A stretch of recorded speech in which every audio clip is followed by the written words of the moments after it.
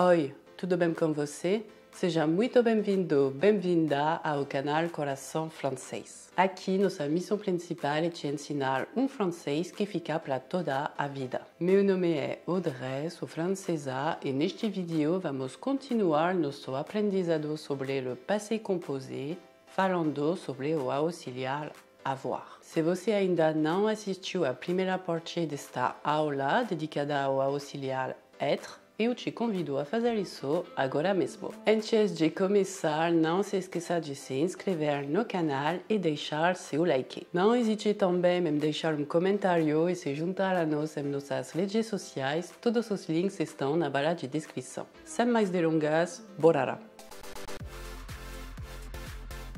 Antes de mais nada, vamos fazer pequeno lembrete sobre o passé composé. O passé composé é tempo verbal usado para falar de ações e experiências passadas. Ele é muito usado em francês e corresponde ao pretérito perfeito do português. Uma de suas particularidades é ser tempo composto, ou seja, ele é formado por dois elementos, auxiliar et participio passado. Par exemple, il a acheté une nouvelle voiture.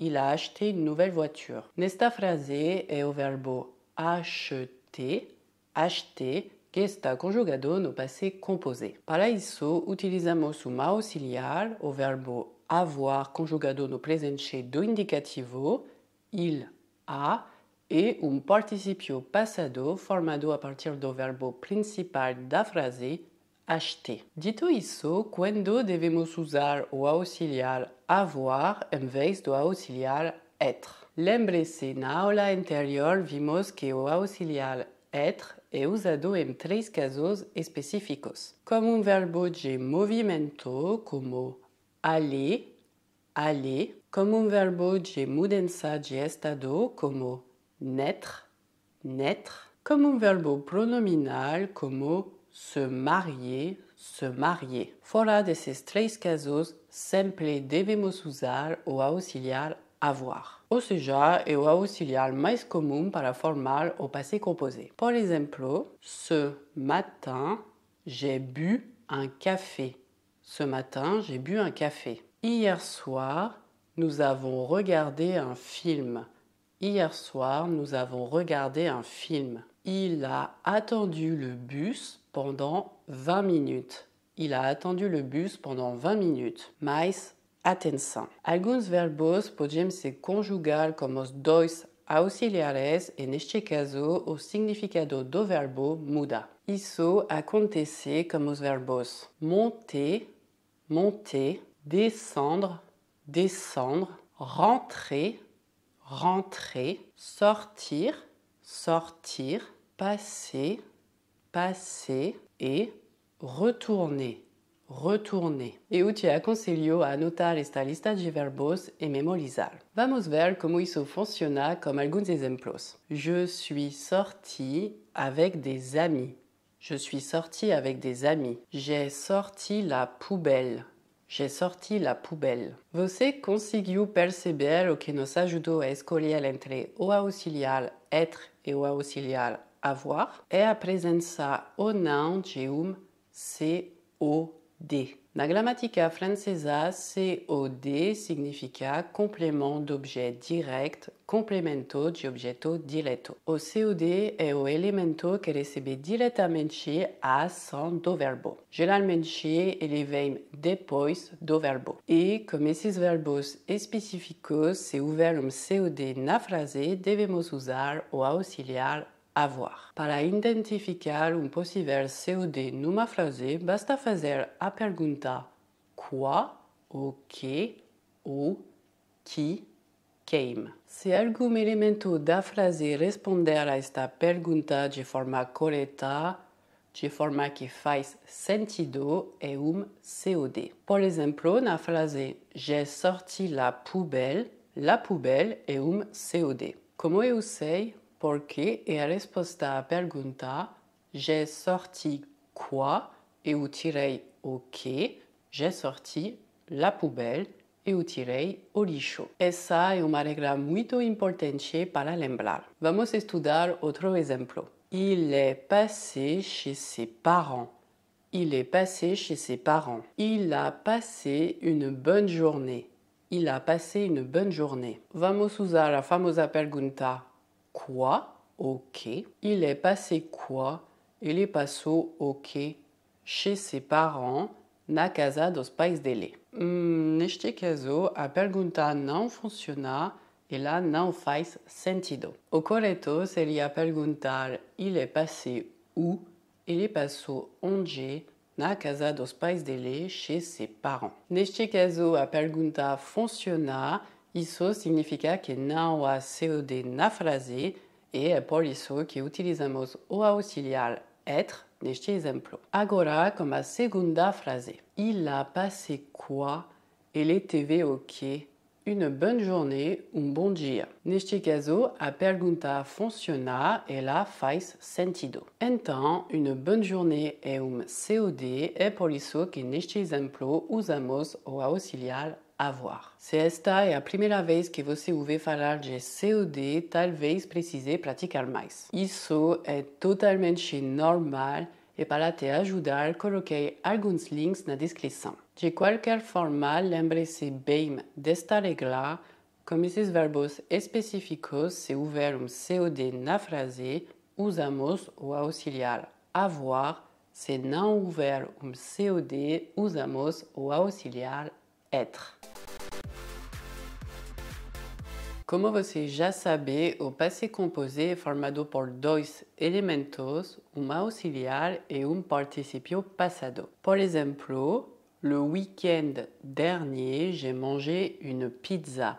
Le week-end dernier, j'ai mangé une pizza. Nesta frase, temos os dois elementos. O auxiliar avoir, conjugado no presente do indicativo, j'ai, e o participio passado do verbo principal da frase, manger. Assim, para conjugar verbo no passé composé, é necessário conhecer a conjugação do verbo avoir no presente do indicativo. J'ai, tu as, il, elle, on a, nous avons, vous avez, ils, elles, ont. Quanto ao participio passado, lembro que várias terminações são possíveis: e, i, u, s ou t. Os verbos cujo infinitivo termina em er formam seu participio passado como e. Por exemplo, manger,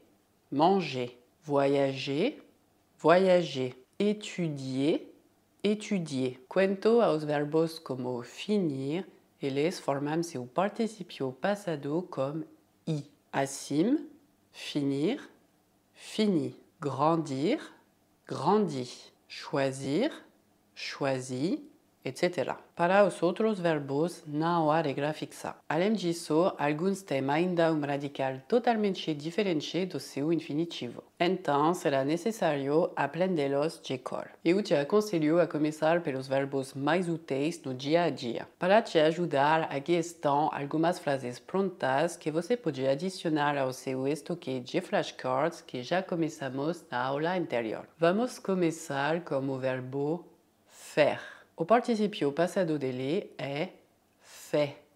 Fait. Por exemplo, j'ai fait les courses. J'ai fait les courses. O participio passado do verbo être é été. Été. Como a estação. J'ai été malade tout le week-end. J'ai été malade tout le week-end. O participio passado do verbo avoir é eu. Eu. Como a letra francesa, né? Eu.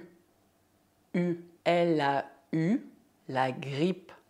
Elle a eu la grippe. O participio passado do verbo voir est vu.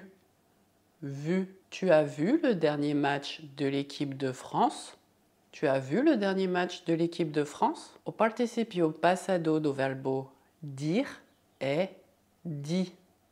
Dit. Il n'a pas dit la vérité. Il n'a pas dit la vérité. Et por fin, o participio passado do verbo boire est bu. Bu. Nous avons bu du champagne. Nous avons bu du champagne. Se você memorizar esta primeira lista de participios passados, já será ótimo. Eu te aconselho especialmente a trabalhar os verbos être e avoir, que têm participio passado totalmente irregular. Aqui estão algumas frases adicionais como o verbo avoir conjugado no passé composé. Elle a eu une journée chargée. Elle a eu une journée chargée. Ils ont eu un accident. Ils ont eu un accident. Ma petite sœur a eu 4 ans. Ma petite sœur a eu 4 ans. Et agora, como verbo être, j'ai été heureux, heureuse de te revoir. J'ai été heureux, heureuse de te revoir. Elles ont été déçues par le film. Elles ont été déçues par le film. J'ai été au musée. J'ai été au musée. Atenção a esta última construção de frase. J'ai été mais lugar. Usamos isso com frequência na fala, mas na escrita e em contexto mais formal é melhor usar je suis allé mais lugar. Assim, em vez de dizer j'ai été au musée, você vai dizer je suis allé au musée. Je suis allé au musée. Você provavelmente já percebeu, mas como auxiliar avoir não se faz concordância do participio passado como sujeito. Ou seja, não importa se o sujeito é feminino ou plural, o participio passado não muda. Assim, dizemos elle a fait un gâteau, elle a fait un gâteau, e não elle a fait un gâteau. Por fim, quanto à negação, lembro que as palavras da negação devem enquadrar o auxiliar avoir. Por exemplo, Louis a fait du sport, se torna Louis n'a pas fait de sport. Louis n'a pas fait de sport. J'ai pris un dessert, se torna je n'ai pas pris de dessert. Je n'ai pas pris de dessert. Tu as reçu un cadeau, se torna tu n'as pas reçu de cadeau. Tu n'as pas reçu de cadeau. Antes de seguirmos para o exercício, precisamos falar sobre uma última regra muito importante. Acabamos de ver que, como auxiliar avoir, não é necessário concordar o participio passado como sujeito. Então, você pode ter pensado, nossa, que legal, isso é muito mais fácil do que o auxiliar être. Bem, não exatamente. A melhor forma de explicar a regra é com um exemplo concreto. Observe bem essas duas frases. J'ai acheté une robe. La robe que j'ai achetée est bleue. Como você pode ver na segunda frase, eu adicionei e no final do participio passado acheter. Mas por que isso acontece? Bem, porque o COD da frase, sim, ele de novo, está colocado, o COD é la robe, né? Está colocado antes do verbo. Essa é a famosa exceção do auxiliar avoir. Se o COD da frase estiver colocado antes do verbo, eu devo concordar o participio passado como COD. Não como sujeito, mas como COD. Ou seja, se o COD for feminino, eu devo adicionar e no final do participio passado. E se o COD for plural, eu devo adicionar S no final do participio passado. Bom, vamos ver como isso funciona na prática. J'ai mangé une glace. Neste caso, o COD une glace, j'ai mangé quoi?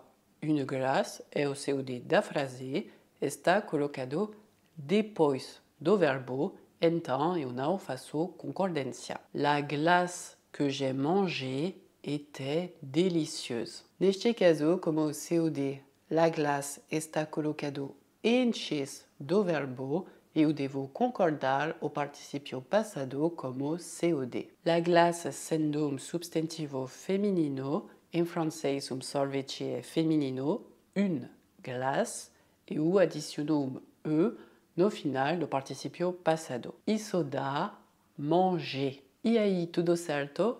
Então, vamos ver alguns exemplos como plural. J'ai mangé des bonbons. O COD de bonbons está colocado depois do verbo, então eu não faço concordância. Les bonbons que j'ai mangés étaient délicieux. Aqui, o COD les bonbons está colocado antes do verbo, então eu preciso concordar. Como bonbon é substantivo masculino plural, eu adiciono S no final do participio passado. Obtemos manger. Se substituirmos bonbon por substantivo feminino plural como les pommes, ficaria les pommes que j'ai mangées étaient délicieuses. No final do participio passado, eu adicionei E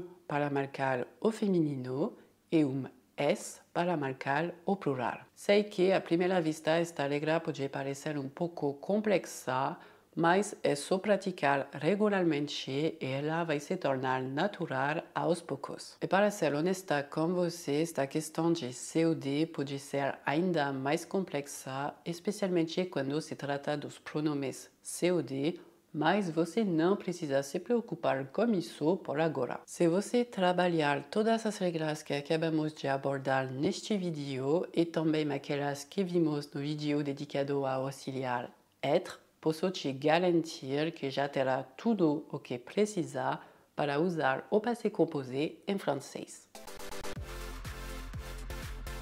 Para concluir esta aula dedicada ao auxiliar avoir, eu te proponho fazer exercício. Claro, se você preferir fazer o exercício mais tarde, depois de revisar toda a teoria, não tem problema. Aqui está a tarefa. Complete as seguintes frases conjugando o verbo entre parênteses no passé composé. Tire momento para identificar bem se o COD está colocado antes ou depois do verbo antes de responder. E não se esqueça de pausar sempre que uma nova frase aparecer na tela ou a correção aparecerá automaticamente. Você está pronto?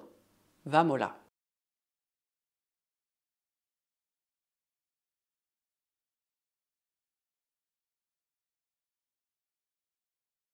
Il a eu un vélo pour son anniversaire.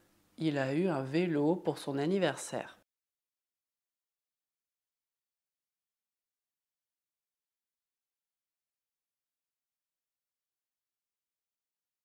Elle a écrit une lettre à ses parents. Elle a écrit une lettre à ses parents.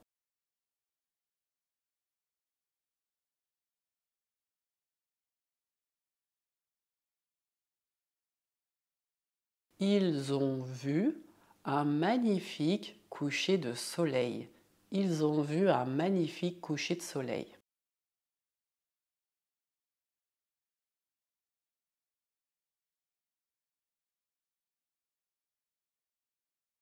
Les documents que j'ai imprimés sont sur ton bureau.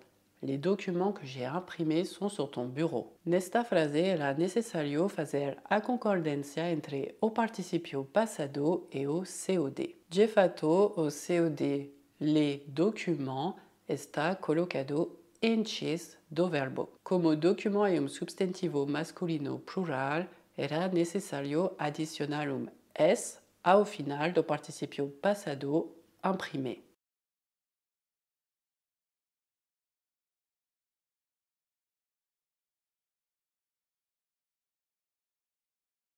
Vous avez fait la vaisselle. Vous avez fait la vaisselle.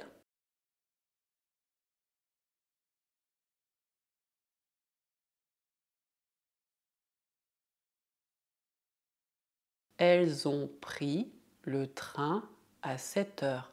Elles ont pris le train à 7 heures. Nós já havíamos visto este participio passado na aula sobre o auxiliar être. Você se lembrou ou não?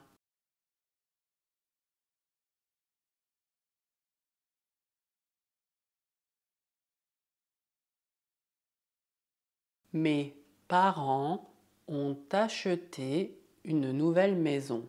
Mes parents ont acheté une nouvelle maison.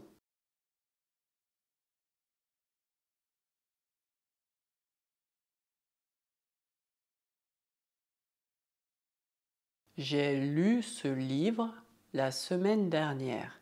J'ai lu ce livre la semaine dernière. Me diga, você conseguiu identificar o participio passado do verbo ler? Se não souber, tudo bem, mas eu te convido a adicionar esta frase ao seu estoque de flashcards. Você também pode anotar todos os participios passados irregulares para revisá-los mais tarde. Então é isso, pessoal. Só me resta agradecer por assistirem até aqui. Se você gostou do conteúdo, deixe seu like, inscreva-se e ative o sininho. Siga também a gente nas nossas redes sociais, todos os links estão na descrição. Espero que esta segunda aula dedicada ao passé composé tenha ajudado a esclarecer suas últimas dúvidas sobre esse tempo verbal. Tentei ensinar de forma completa e direta sem entrar nos detalhes mais técnicos. Afinal, o importante é poder usar o passé composé no seu dia a dia. Mas claro, se você tiver alguma dúvida, não hesite a me perguntar nos comentários. Lembre-se de revisar regularmente para fixar bem as regras e as exceções. E não se esqueça, a chave é a prática. Então, por que não refazer o exercício em alguns dias? E se você quiser ir ainda mais longe, nos vemos muito em breve para o último episódio dessa série especial sobre o passé composé com 3 exercícios inéditos. Espero que você esteja lá. Obrigada mais uma vez por sua audiência e até a próxima. A bientôt. Tchau!